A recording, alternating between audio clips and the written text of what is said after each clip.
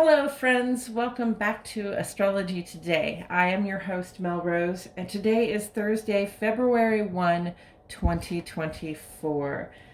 Today we're looking forward to the midwinter celebration. But before we get started, please take a moment to like the video, subscribe to my channel, and click for notifications. That way you will know every time I post fresh daily astrology and tarot content like I do.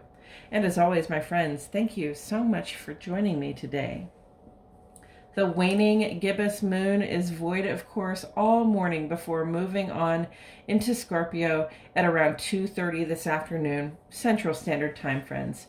So try to stick with your routine, and if you have some time in the first half of this day, the void, of course, is a lovely period of time to rest, meditate, journal, and engage in creative practices, whatever relaxes your mind and allows you to integrate the experiences of the last few days. The sun is in Aquarius along with Pluto.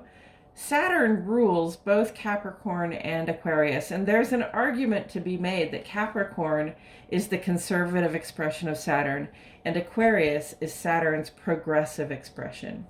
In Aquarius, we gather resources and organize systems for the support and uplift of our entire collective. And that means showing up for civic community endeavors. Stand up with your friends and allies for the justice you want to see. Imbolc, the solar midpoint between winter solstice and spring equinox, begins tomorrow, and the lunar midwinter is next Friday, February 9. So in the intervening week, it's a good time to find different ways to celebrate A, the fact that we survived the hardest part of the year, and B, the sun is returning and spring is just 6 weeks away.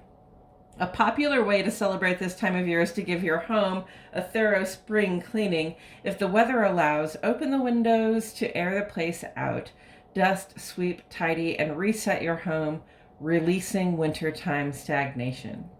In addition to being the first day of Imbolc, tomorrow is the waning half moon in Scorpio. Echoes of the new moon in Scorpio that accompanied Samhain 4 months ago may be included in a catalyst tomorrow to release finally what has to go, leaving you a truly clean slate to start with in the rising new year.